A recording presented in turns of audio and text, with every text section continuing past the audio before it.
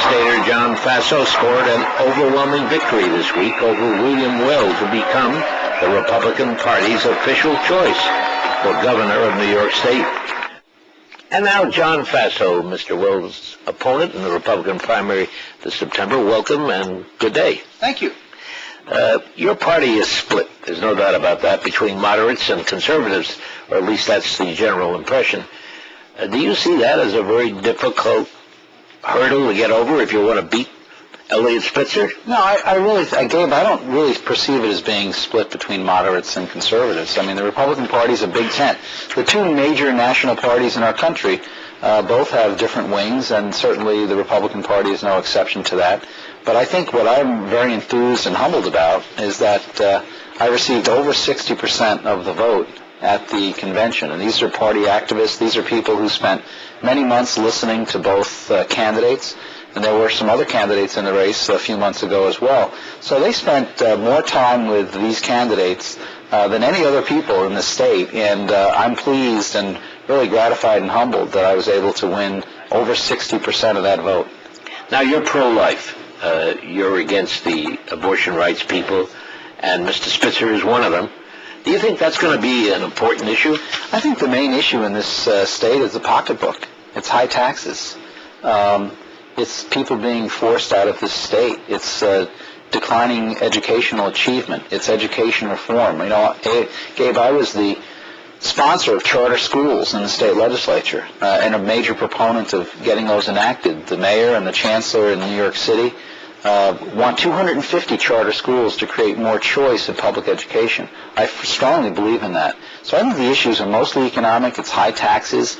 It's property taxes. School property taxes throughout the state are driving people away. It's the cost of doing business. So those are the issues I think people are going to focus on the most. Do you think that Weld, by refusing to accept the results of the convention and insisting on a primary, that he's a spoiler? No, I'll leave it to others to render those kind of calculations and judgments. My point is that the Republican Party needs to be united, and the Republican Party needs to be united also in this race with the Conservative Party. I already have won the Conservative Party nomination, and it's important to remember that no Republican candidate has won or come close in this state in over 30 years without also having the support of the Conservative Party. So I bring both Republicans and Conservatives together. I unite the two parties in a way that no other candidate can. And I think most Republican leaders and grassroots people recognize that in order for us to have a real shot at this race in the fall, we need to be united. And I've said to people over and over again, Eliot Spitzer, the problem with Eliot Spitzer, he's going to raise our taxes, and then he's going to raise them all over again. He's already made billions in new spending and borrowing commitments that will require him to raise taxes. And he's offered a very superficial campaign filled with platitudes and vapors that, candidly, I'm going to put the wood to him. I'm going to make him take a position. And I challenge him on whether or not he'll raise taxes or not. He should take a commitment as to whether he'll raise taxes or not. You think that is a key issue in this campaign, a no-tax pledge? I think it is a key issue for people in this state, regardless of whether they're Democrats, Republicans, or independents, all across New York. So you're challenging your opponent to take, you're challenging your future opponent, if you do win the primary, to take a no-tax pledge. I am. I mean, Gabe, if you're a married couple in this state making $40,000 adjusted gross income, $40,000, you're taxed at the highest rate. $26,000 for a single taxpayer, you're at the highest rate. Now, you're not rich if you're making $40,000 and you're a married couple. We are driving people out of the state because of school taxes and property taxes. We pay, according to the Census Bureau, just released this past week, $100 billion in state and local taxes in the state, higher than any other state. Now, this is also a state that has a very strong liberal tradition. Do you think your anti-abortion stand is going to hurt you?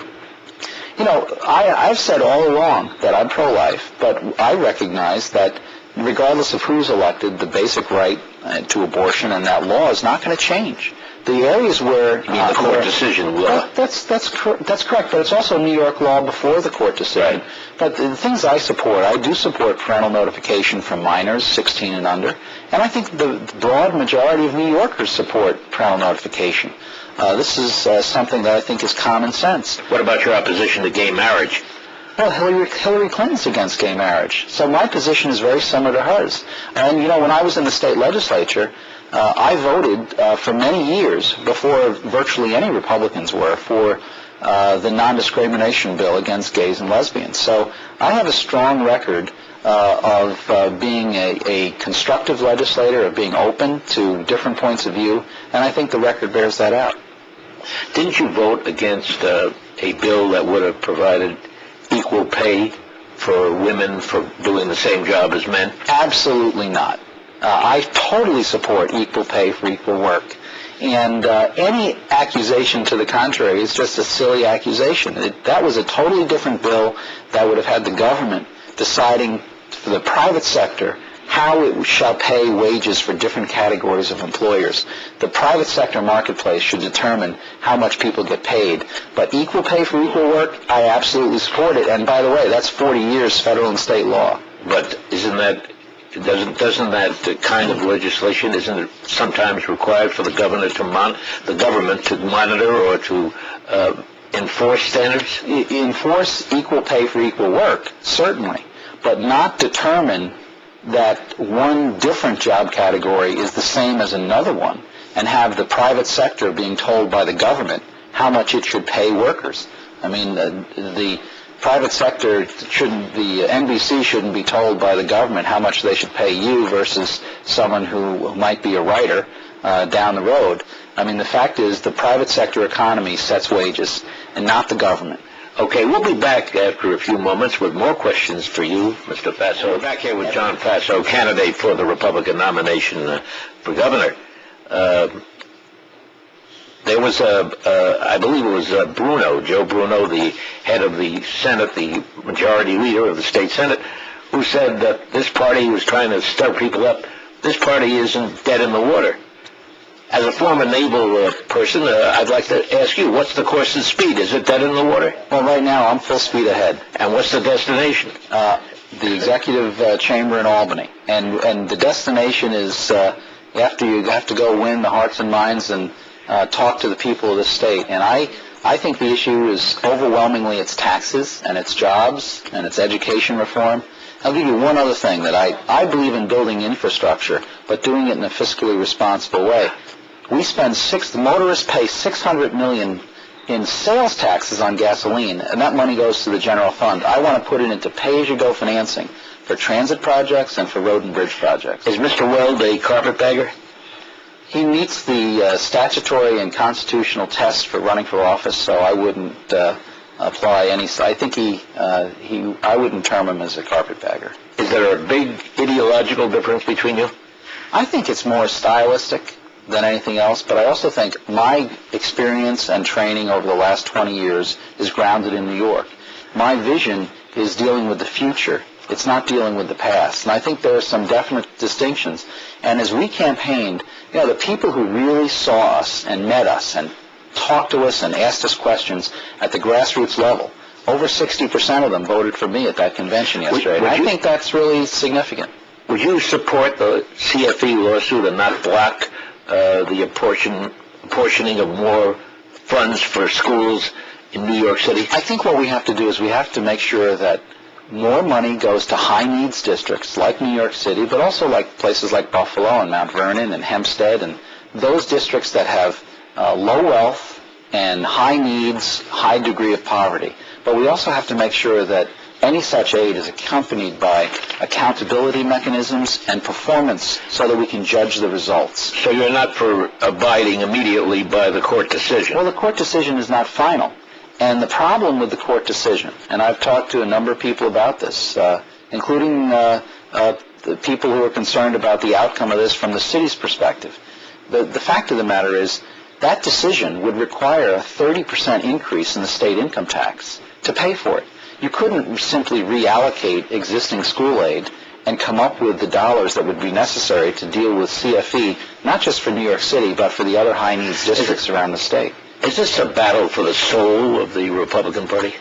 I think it's a battle to assert. It's a battle really for the direction of our state. Do we want more taxes? Do we want higher spending? Do we want more debt? Because that's what Eliot Spitzer will represent. How do you define yourself? Liberal, conservative, what? I think labels are often misleading. I think I've been a mainstream person. I run as a Republican. I run as a conservative. Certainly I'm a fiscal conservative. I'm someone that believes in common sense solutions to problems. $600 million in motorist sales taxes on gasoline. You know what? We should use that to fix roads and to pay for transit projects. That's a common sense solution that I think liberals and conservatives can agree with. Would you take Mr. Weld on your ticket if you were at the top? No, that's already done, Gabe. We're past that, and I salute Bill. He's been a governor, and I think it would be inappropriate to suggest anything to him of that nature. Thank you very much for joining us today, Mr. Faso, and thanks also to William Weld, who appeared in the first segment of this program. I'm Gabe Pressman. Have a good day.